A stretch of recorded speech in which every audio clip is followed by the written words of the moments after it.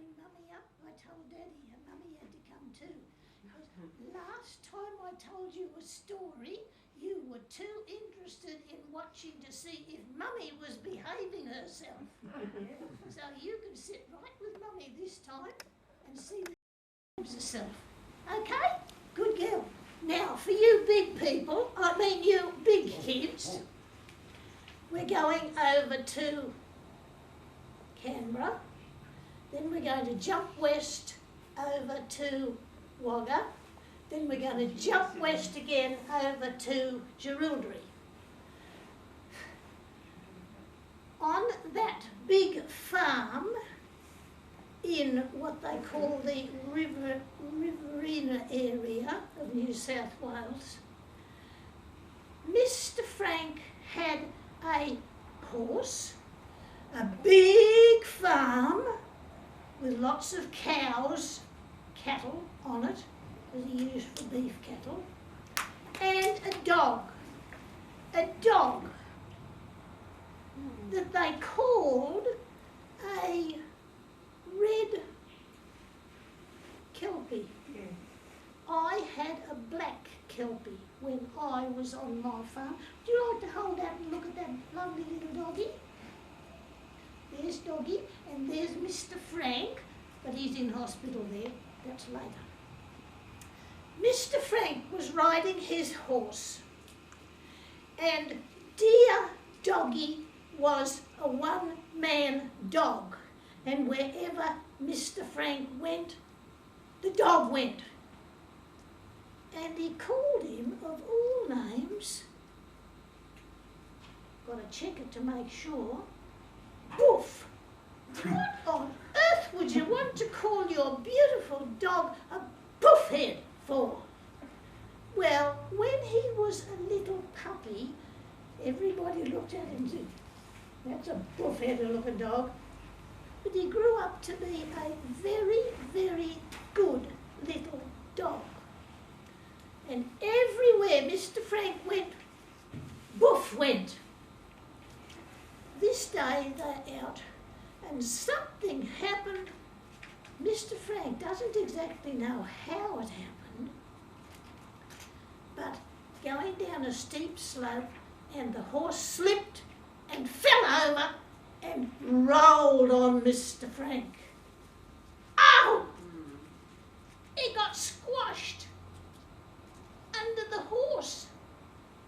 When the horse jumped up and walked away, but Boof came over and nudged Mr. Frank because Mr. Frank couldn't get up. He was just lying there on the ground. Oh, and he went to move his legs and he couldn't move his legs. Oh, the pain. What am I going to do? And Boof kept on coming over to him as if to say, what's the matter, boss? Get up, boss, get up, get up. But he couldn't get up.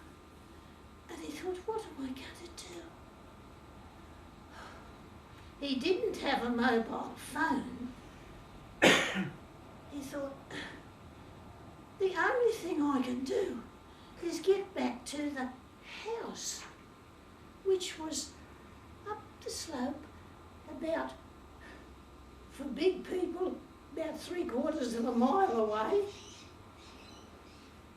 Don't know what that is in kilometres, 2k away. He thought, however am I going to get back there? He tried to roll over, and he got over, and he started to crawl, and he had to crawl up. That's Mummy's, yeah. He had to crawl along and drag his feet. He couldn't get up to walk, and so he was pulling himself along in the grass. And Boof ran ahead, came back, gave him a little poke. Keep walking, boss, keep walking, keep walking, keep walking. And Boof seemed to be that company to him. It got dark. Oh, what am I going to do? he tried to get a little bit of sleep, but he had so much pain all round the bottom end. He thought, have I broken my legs? Have I broken my pelvis? What's happened? But Boof kept on, Boof, see Boof, nuzzled up against him and kept him warm during the night.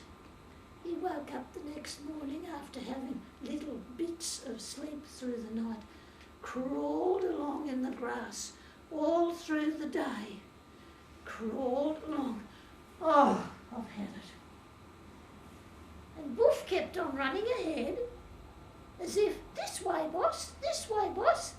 And then he turned around and come back, prodded Daddy, prodded Frank again, kept on. He didn't lick. Dogs lick. Do you have a dog? Does he come and lick you sometimes?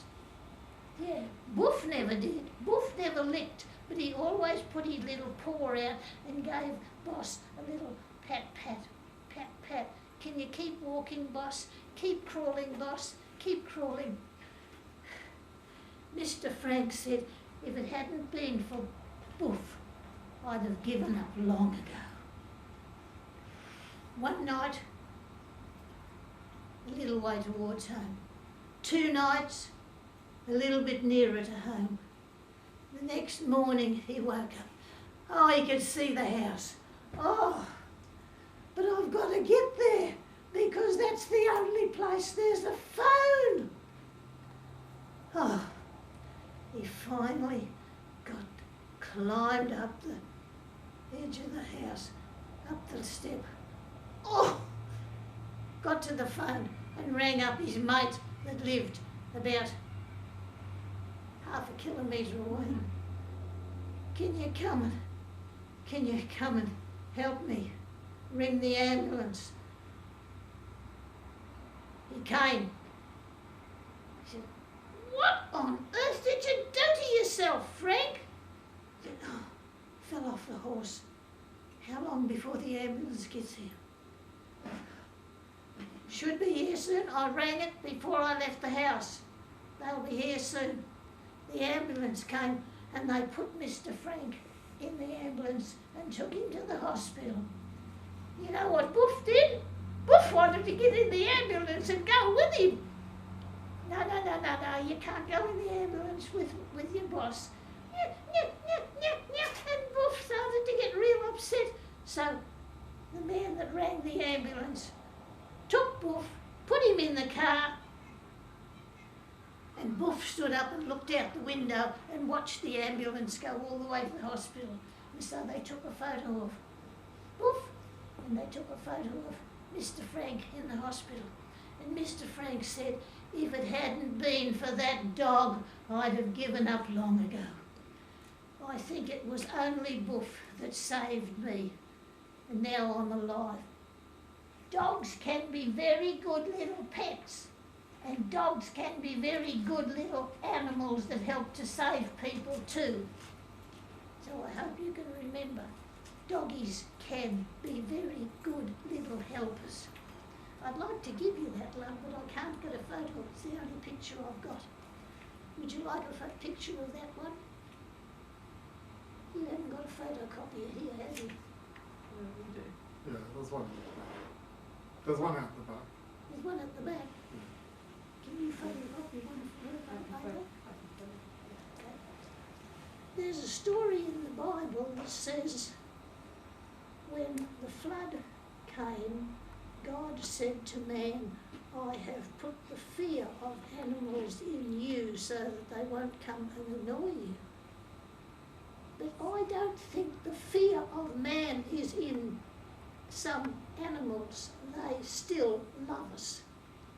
And I think Boof is one that loved his boss. Mummy will get you the picture. You can take it home after.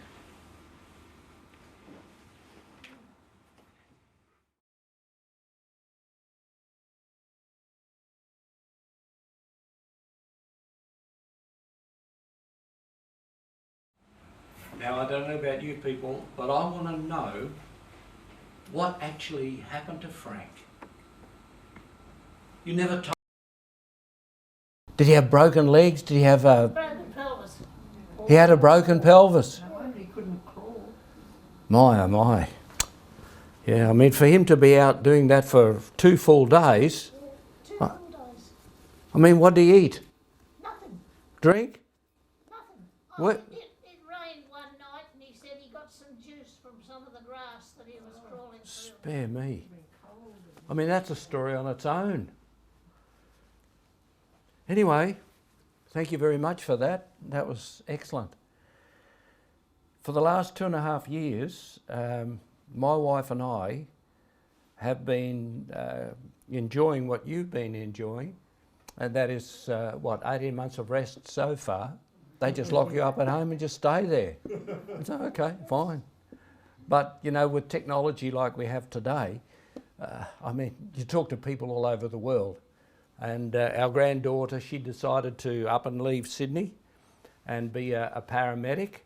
And so she got a job in London, didn't she? Well, of course, she's been helping to shift how many thousands or millions of people that got the virus over there.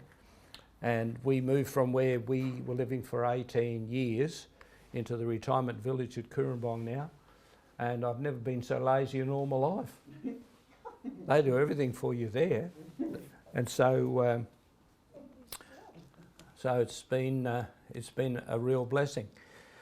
What I do miss, though, is working with Pastor Gary Kent, and I'm the translator, come organiser, come whatever, for his mission trips over to Papua New Guinea. And I was amazed to learn last night that there are more than 600,000 Seventh-day Adventists in Papua New Guinea now.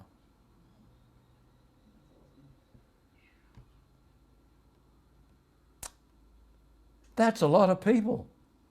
And they expect to have 1 million Seventh-day Adventists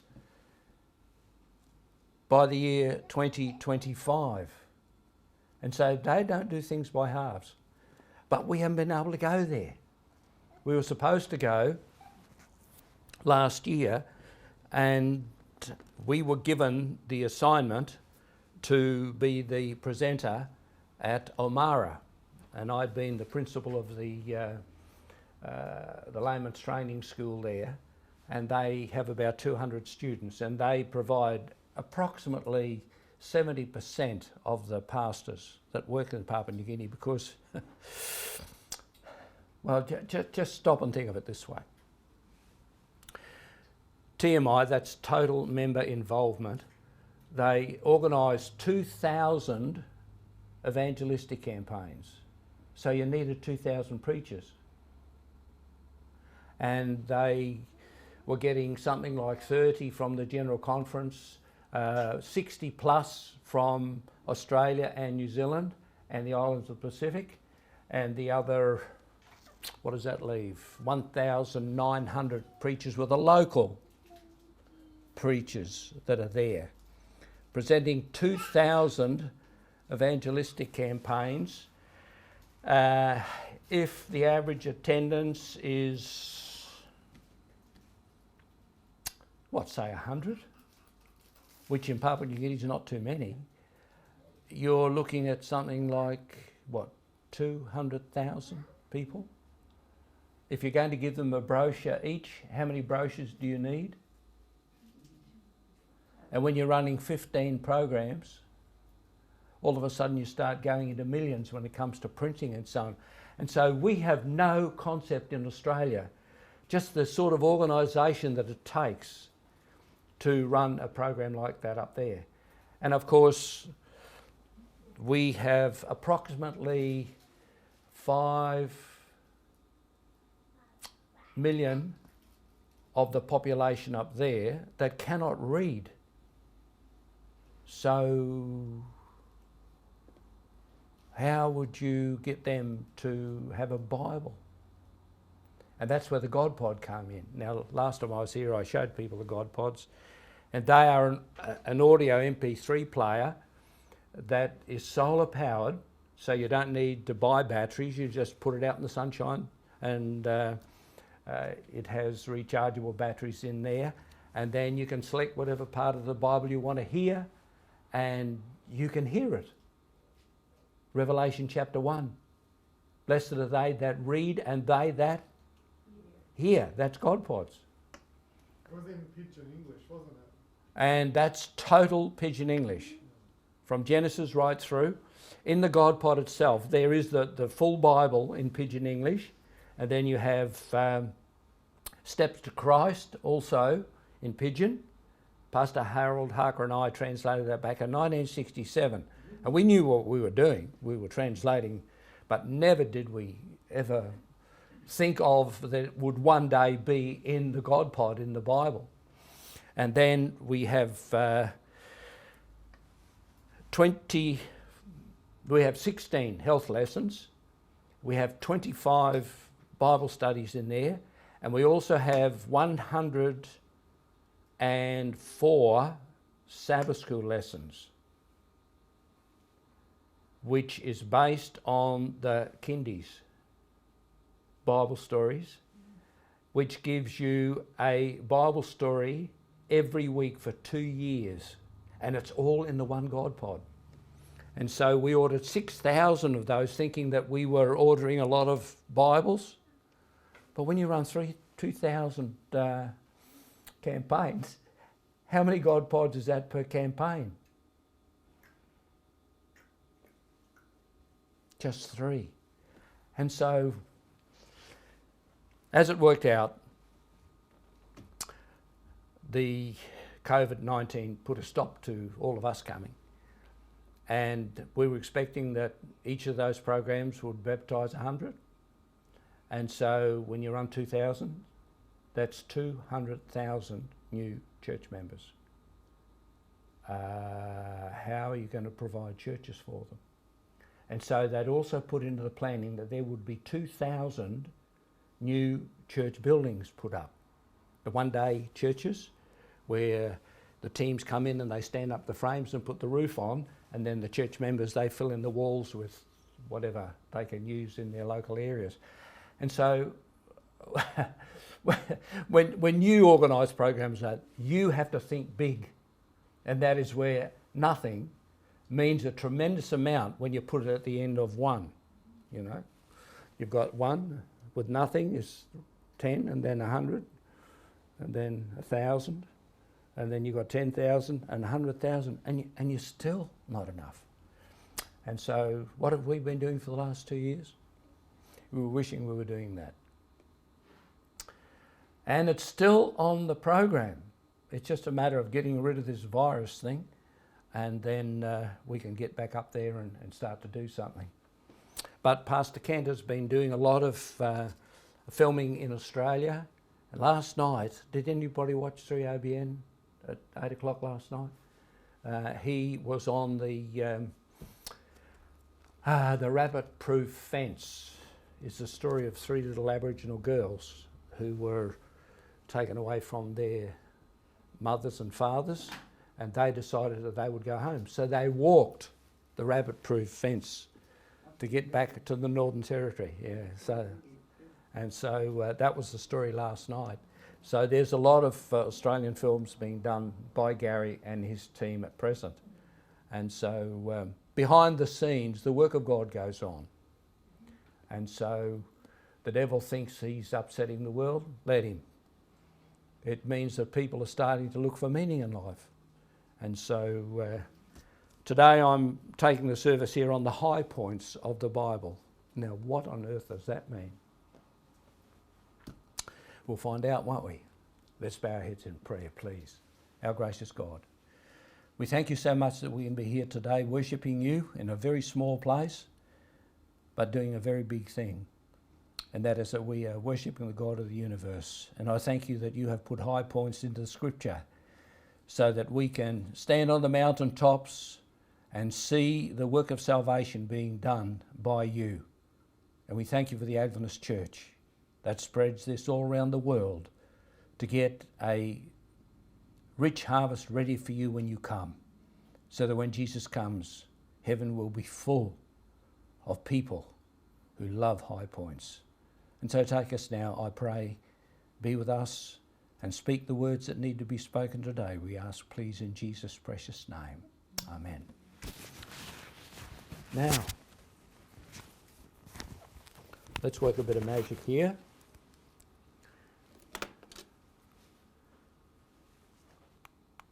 Behold, it works.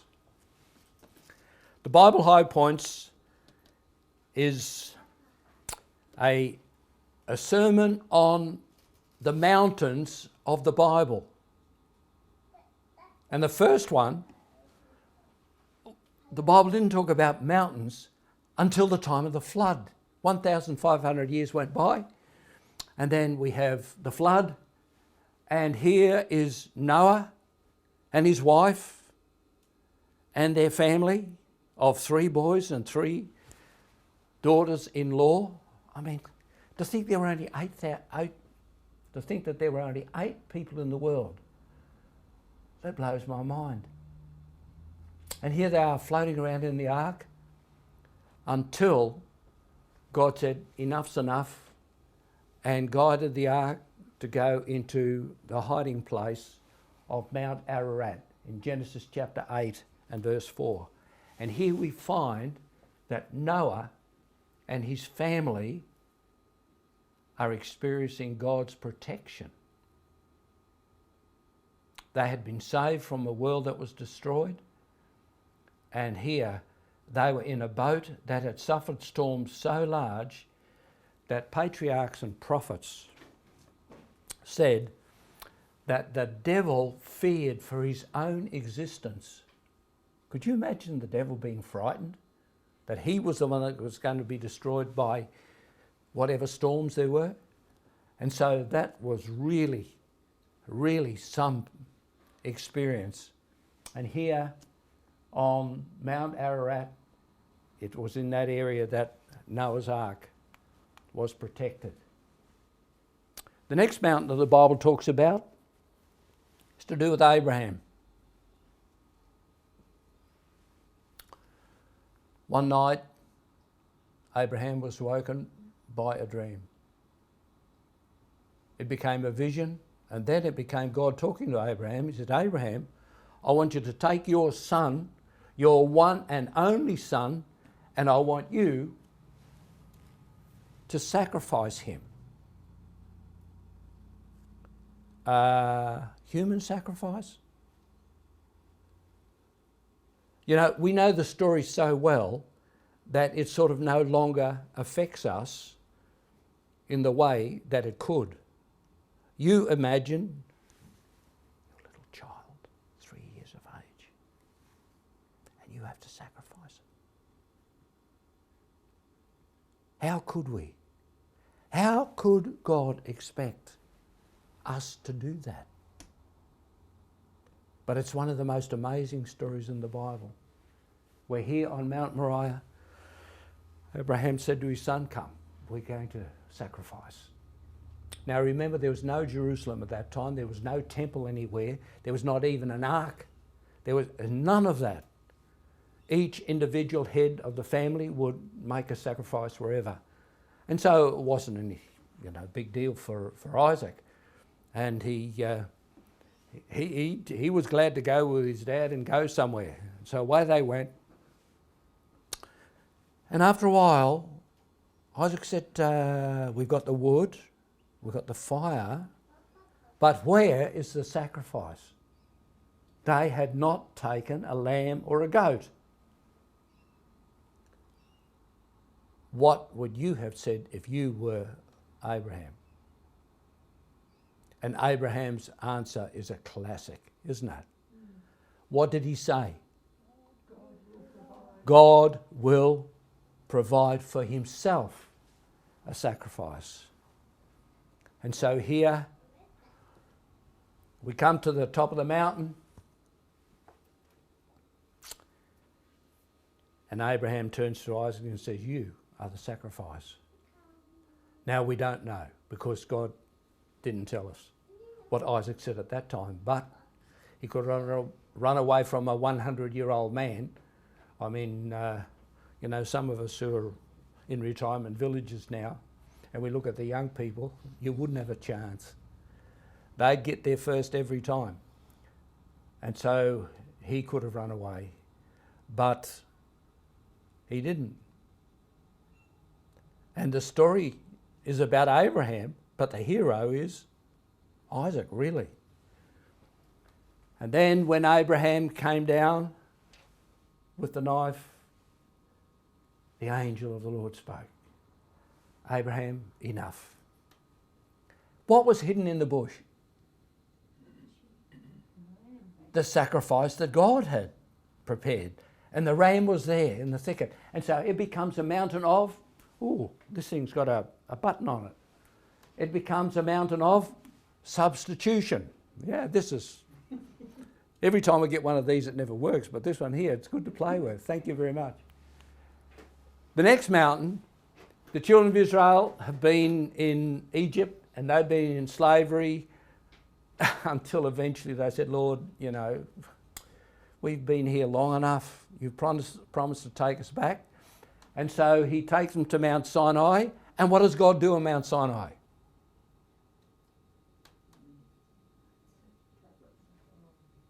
What does God do on Mount Sinai? He thunders and don't come near the mountain and whatever. And they put up a fence and get everything ready. And here God says to them, now you have lived in Egypt for so long and you do not know what I'm like. You do not know. There was no church there. They were just slaves. And then God stands on the top of the mountain and then he gives the 10 Commandments. You shall have no other gods before me. You shall not make unto you any graven images. You shall not swear. You shall remember the Sabbath day to keep it holy. And so here God gives one commandment after the other. And this mountain here becomes a mountain of, as it says here, consecration. God was actually instructing his people how to behave and what his character was like. He laid here the foundation of a whole new nation. The mountain of consecration. So often we think of God's law as being something that you have to do. Well, it's true that you have to do it, but not in the way in which I said it. This is the way God's people are. We are different to the rest of the world, and this is where the big difference came. And God says, you are now mine. You are no longer the slaves of a Pharaoh in Egypt. I have set you free from that. And this is where Mount Sinai becomes a wonderful mountain. I've stood on the top of Mount Sinai. And what do you do on the top of Mount Sinai? And they've got a fence there. And there were these pickets. So I took 10 of those and I took a picture of them, and I can't find the picture anywhere, otherwise it'd be here, because that's where God gave the 10 Commandments. But when I got to the top of the mountain at about 5 o'clock in the morning, because you get up at 3 o'clock and you walk up 2 o'clock. You walk up and it's 8,000 feet high, nearly the same as Mount Kosmeier. I said, oh man, that was a climb. And a little squeaky voice said, yes, it is, a long way up here. When the sun came up, and we took a picture of the sunrise on Mount Sinai, I fell in step with this lady who had said, in a squeaky voice, and I said, how old are you? She said, I'm just over 80. And I said, what on earth are you doing up here? And she said, as a little kid, I wanted to go to Mount Sinai. But she said, I got married and had children, and so, you know, that fell by the way, but my husband's died, and my sons are both engineers or some fancy thing. And she said, I decided to go and get my doctorate. And I'm doing a thesis on the role of women in African education. And she said, well, I'm going to Africa, and Mount Sinai is on the way. So she said, I just called in on Mount Sinai on the way. And so if you've got nothing to do in your spare time, just go to Mount Sinai. It's a mountain where God consecrated his people. And for me, it was a pleasure to be there. Now that was at the beginning of their wandering in the wilderness. But at the end of their wandering in the wilderness there's another mountain. Because said, you people are not going to go into the promised land, only the ones who were 20 years and under. When that first rebellion took place, they will go in, but not the others. And that included Moses. How sad.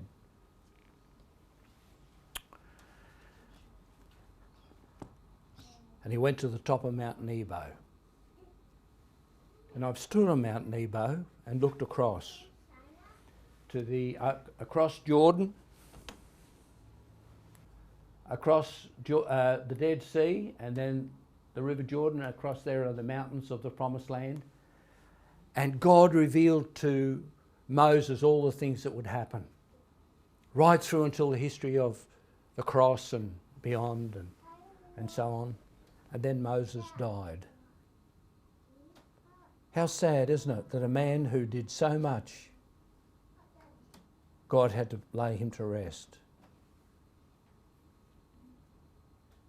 But from here, Moses had the consolation of seeing what God would do, even though Moses himself would not be there.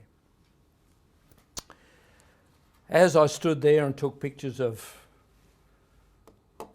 the Mount of Consolation, a priest walked by and went down to some buildings down on the edge, because this is 3,000 foot high and there's virtually a vertical cliff goes down there. Anyway, I got a bit cheeky and I went over to him. I said, why do you live here? He looked at me, and it's making me smile now. He said, we are looking for the body of Moses.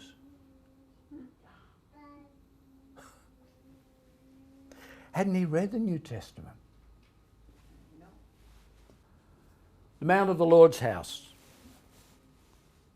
The children of Israel set up their kingdom, and David decided that he was going to build a house, a big building, to put the ark in. They had the cloth covering of the ark in the wilderness, but David wasn't happy about it. He wasn't happy about living in a palace himself when there was nothing for the ark. It's not like the people here. You see, you've got this town, but there's no Seventh-day Adventist church here, so you have to build a Seventh-day Adventist church, and here we are sitting in the church. And this was David, and God said to him, not you. That will have to be your son. So David said, okay.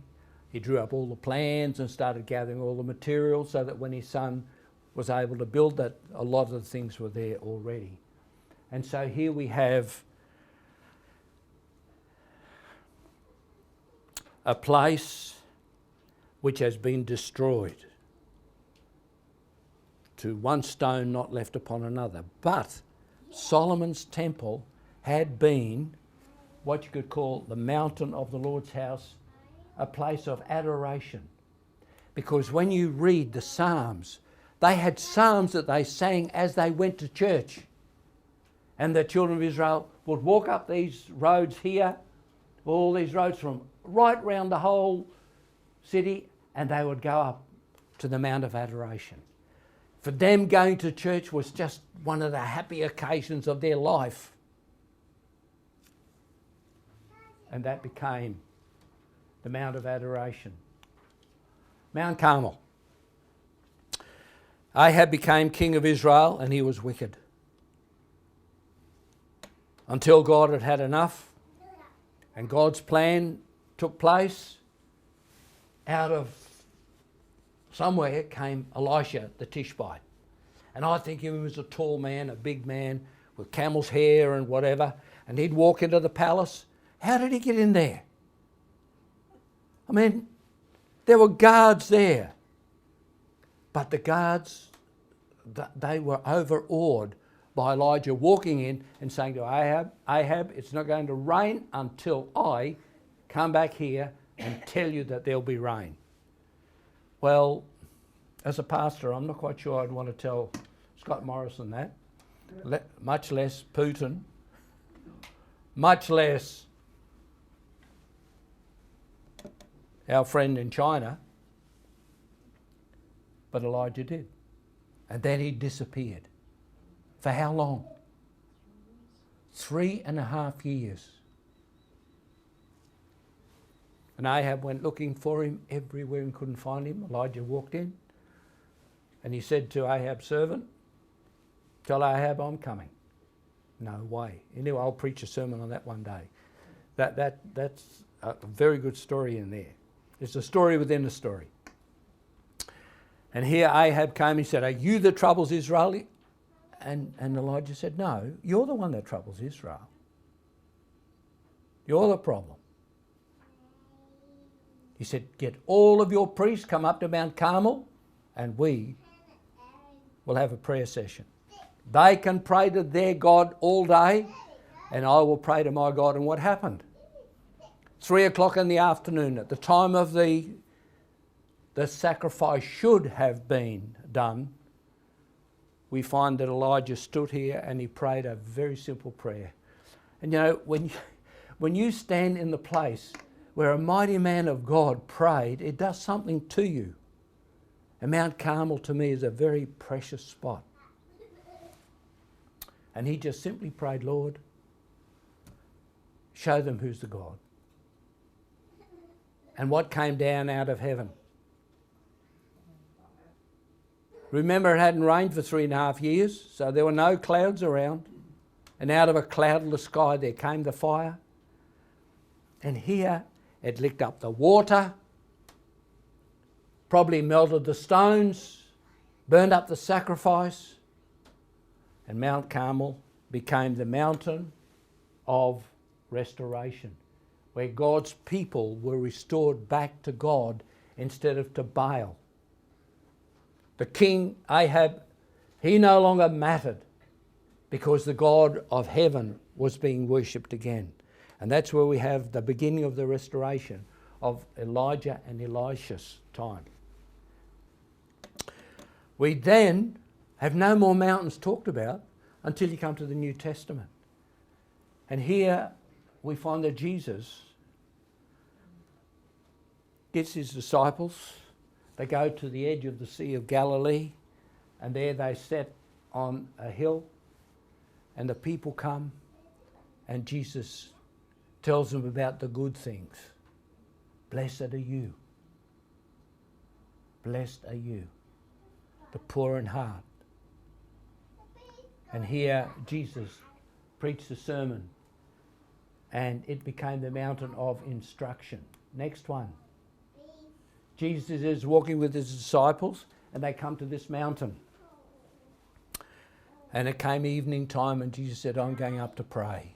And he says to Peter, James and John, come with me. And they go to the top of this mountain here, and it becomes dark, and Jesus is praying, and all of a sudden the three disciples see the light of heaven come down. And Jesus is glorified. He can no longer keep his divinity from shining through his humanity. You know, one of the greatest difficulties that Jesus had was for him not to show his glory, because forever he'd had his glory, and now he had to cover it with humanity. But Peter, James and John saw it, and they were absolutely amazed. And then suddenly, who was with Jesus? The man who'd been on top of Mount Carmel. And the man who had stood on Mount Nebo. And now they were standing with Jesus on the Mount of Transfiguration, Matthew 17 verses 1 and 2. And it became the Mount of Glorification. I love Peter. Lord, we'll build 3 temples. Hello? Did you have a semi-trailer or something? Did you bring your tents or whatever? But Peter was so overcome by what was happening on this mountain that he had seen the glory of Christ. And so had Moses. My mind goes back to that poor priest on Mount Nebo, being there looking for Moses, when Moses, according to the New Testament, is where? Is in heaven. Absolutely. Now we come to another mountain. Just down here, see where that wall is? That wall. That's a road that leads down to a bus depot. So you go to Jerusalem today and you go to Mount Calvary. You see, those people don't really believe in Christ as being anything special. If Jesus was to go back to Jerusalem today, they'd crucify him all over again. But you stand there, and when you look at the place of the skull, the eyes, the nose, and so on, and the road goes right by there, and that's where the Romans would crucify people so that the others would see, don't mess with us. But here we have the mountain of salvation, where Jesus was taken, and there he paid the price for your sins and for mine. And all of a sudden, the mountains, the high points of the Bible, they come to their peak, don't they? Because this is where our salvation was assured. And what a blessing. Mount Olivet.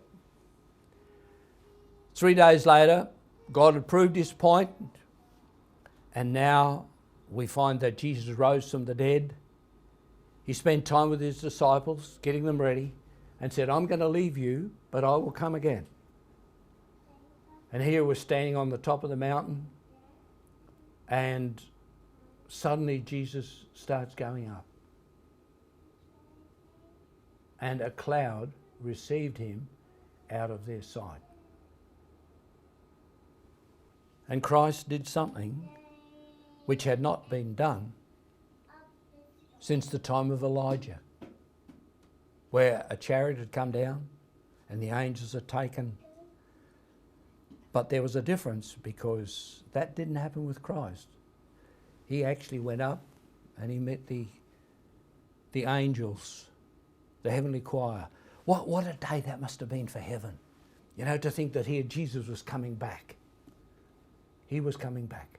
And earth's loss was heaven's gain. We come now to one verse in the book of Revelation, 16:16, where at the end of time there is going to be the battle of Armageddon. Now, Har is the Hebrew word for mount. Megiddo is the name of an area. When I showed you the pictures before of Mount Carmel, I should have pointed out how that when you stand on top of Mount Carmel, you look down upon the valley of Megiddo. And on the other side is the mountain of Megiddo, where the people used to live. And people still live there now, of course, but that was the town area. But that valley of Megiddo is the place where the enemies from the north used to come down, and they would fight the enemies from the south, whether it was Israel or whether it was Egypt. They would fight in the valley of Megiddo. And here you have Mount Megiddo. And in Judges chapter 5 verse 19 is the only other place in the Old Testament where Megiddo is mentioned, and it is the place where Israel fought a battle. And it's interesting how that the battles that were fought on the valley of Megiddo, Israel never lost a battle there. They always were victorious. And here at the end of time, we have the Mount of Confrontation again, where God's people are fighting their enemies, but they will be victorious.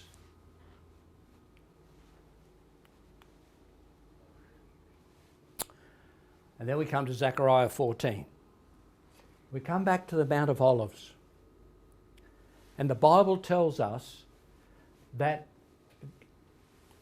God is going to come down, and he's going to come down on the Mount of Olives, and that Mount of Olives is going to split in half. And it will spread out and become a great plain, a flat area. Now, just put your mind into gear a little bit here.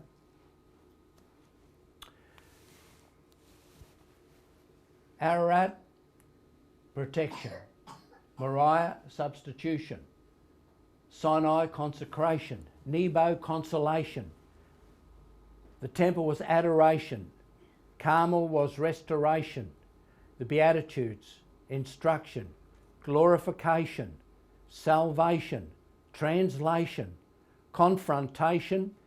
And now resolution. How come that the Mount of Olives is the place of resolution? In Revelation chapter 1 verse 16, the measurements of the New Jerusalem are given, and it's approximately 600 kilometres long and 600 kilometres wide. Now, the land of Palestine is actually about 200 kilometres long and about 60, 70 kilometres wide.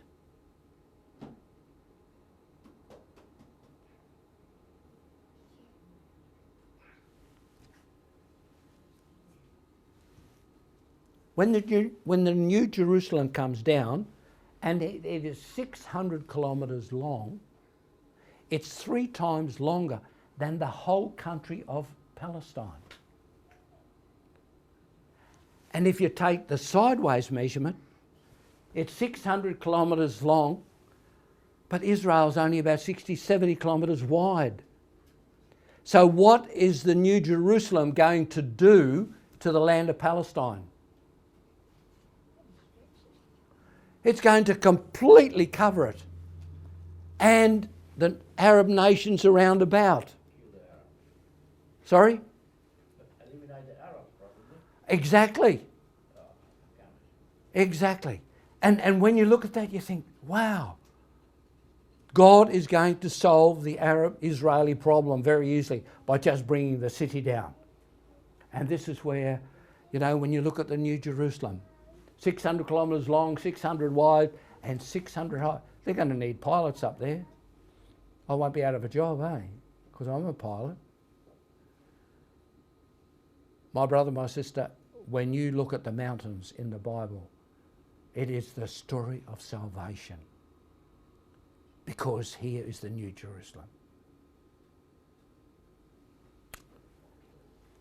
And my question today is, are you and I going to be there? We are living at a time of the world's history when I believe with this COVID thing, the battle of Armageddon is being fought now. There are too many coincidences. You could preach a whole sermon on what's happening in the world today. But there's one overriding factor. It is telling us that the coming of Jesus is very, very close.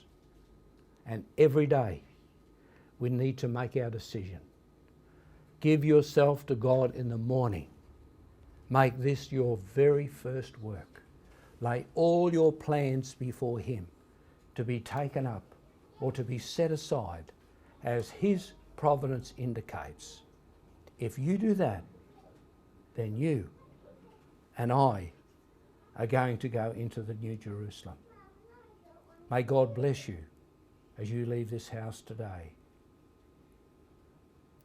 And may one day we have an appointment to meet in the middle of the New Jerusalem, and we can there meet each other again. Let's bow our heads in prayer.